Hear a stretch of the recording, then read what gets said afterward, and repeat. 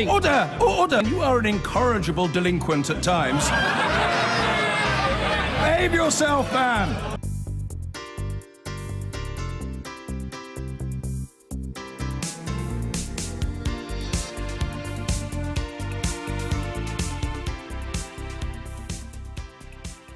Now, you might not have heard of him before this week, but on Tuesday, Dr. Phillip Lee rocked the government when he quit as Justice Minister over Brexit.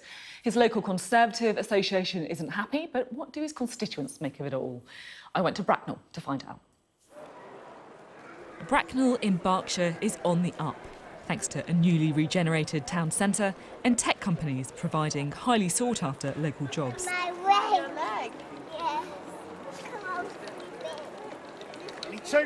Pick your own strawberries. This constituency has always been Conservative, a plum seat for local MP Dr. Phillip Lee. A bit of cherry for you, for the lovely cherry. Let's go, let's go. Let's have it. You can't work it here, David. A bit of English strawberry. Have a look at the cherry today. Nice bit of apricot there, look. Fantastic blue strawberry. Safe enough then for him to risk angering residents who voted to leave the EU when he quit his ministerial job over the government's Brexit policy. Sweet cherry. £4.50, please. Do you think he should be representing his constituents then? No, I don't. And So I you think voted for him. You voted for him? Yes, I did. And you think he should quit as an MP? I do, yes. Because, you know, he can't represent the Conservative Party because we want Brexit. And the whole country wants Brexit. He's against Brexit, so he's my friend. I have been a Conservative voter all my life, but not now. Really? Neither of us. I'll Really? never forgive them for Brexit. That's interesting. So actually you'll feel so strongly about Brexit that you're prepared to switch your allegiance? Absolutely. Oh, well, we did, yes. Yes, yes absolutely. From now on, I will always vote against the Conservatives. Are you confident with what the government's doing on Brexit? Oh, no. But it's so boring now. I'm so bored of hearing about it. I just want them to make a decision for it to be over with. Get on with it. Yeah, so absolutely. we can stop coming to places like this and asking questions about Brexit. Yeah, definitely. It's the most boring word in the world at the moment, I think, Brexit, but hey-ho. Dr. Phillip Lee, the MP for Bracknell, isn't happy with Brexit. He voted Remain. What would you say to him? Well, everyone's got their own opinion. I mean, and he stuck by it, didn't he? If he resigned because of it, so fair play to him. Yeah, so at least he's got principles, is what you're saying, even if you don't agree with him. Yeah, he stuck with his principles, that's for sure. You know, he's got that bit on his side, but I mean, at the same time, he's lost his job. It's been developing over Dr. Lee's local Conservative association, however, are not happy. Rather awkwardly, they share a building.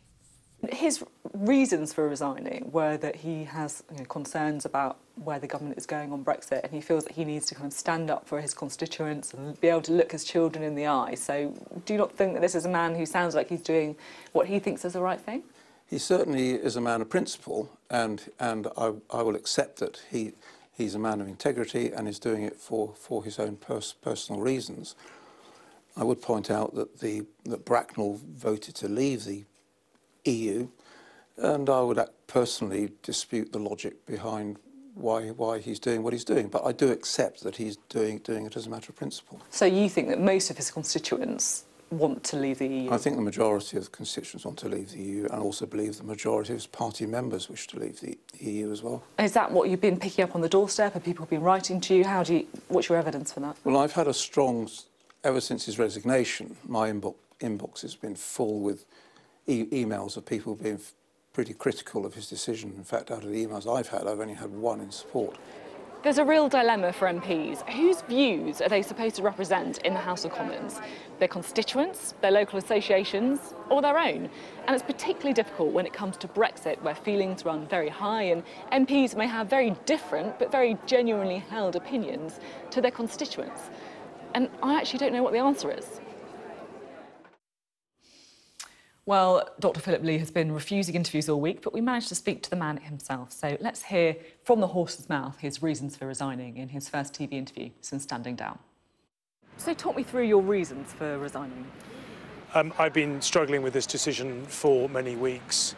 Ultimately, this was about Parliament being given the opportunity to make a judgment on the deal. And at the moment, we didn't have that opportunity in the way that I thought was appropriate, so I resigned to try to secure that. In your resignation, you mention your constituents. We've just been to Bracknell, where it seemed that people are pretty split. In fact, Sky News analysis shows that actually Leave narrowly edged it in your seat. So how can you be doing what's right for them?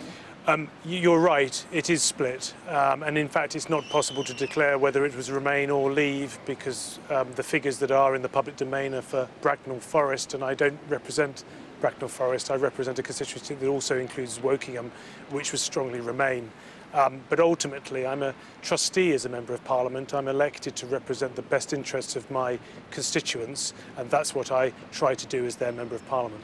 Certainly, some members of your local party aren't happy with your decision. We spoke to the chair of the local association. He says he's received nearly 100 letters from people who are unhappy with what you've chosen to do, and only one in support.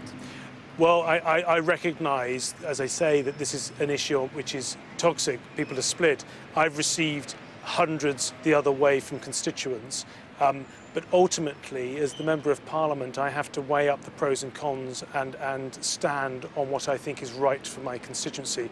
That's the honourable thing to do, and integrity in public life matters to me. Now, are you worried at all about not being re-adopted by your local party at the next election? I'm not worrying about that at the moment.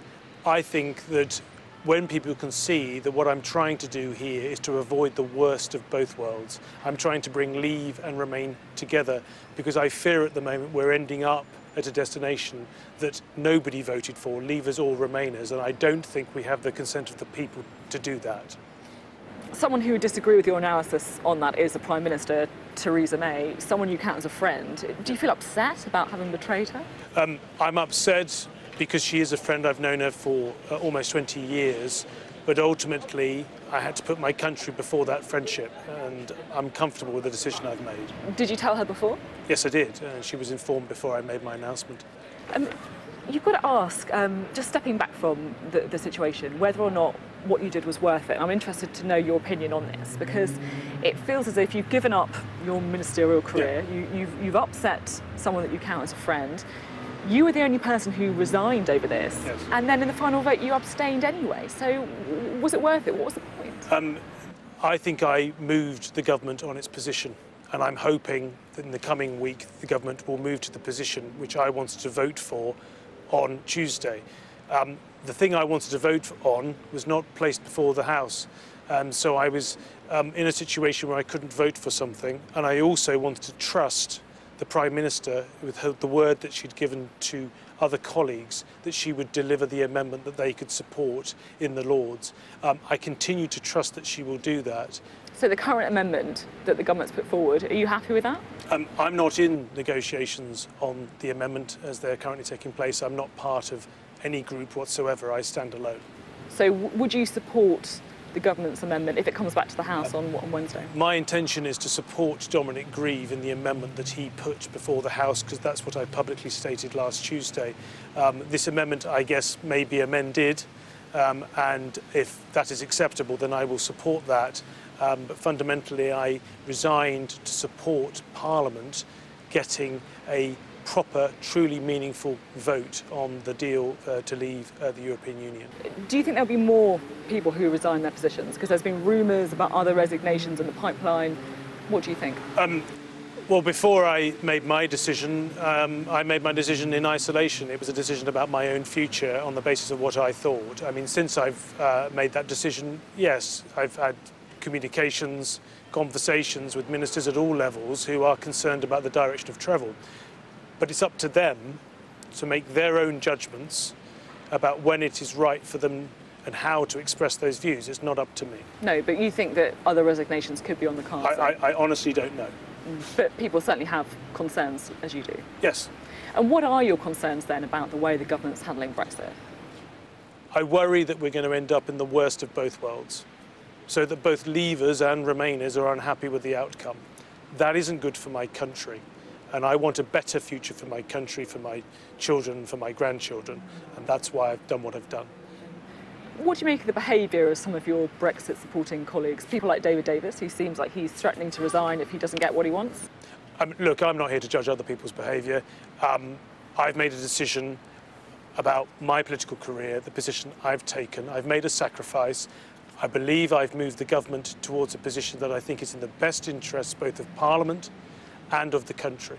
And finally, does it worry you that the government is putting all their attention onto Brexit and perhaps not focusing enough on some of those burning injustices that Theresa May spoke about when she stood on the steps of Downing Street? That speech in 2016 by the Prime Minister was outstanding. I quoted it in my speech prior to my resignation on Tuesday. Once Brexit's delivered, I'm convinced, I know, that the Prime Minister will deliver on that. Dr. Phillip Lee there explaining the reasons behind his resignation.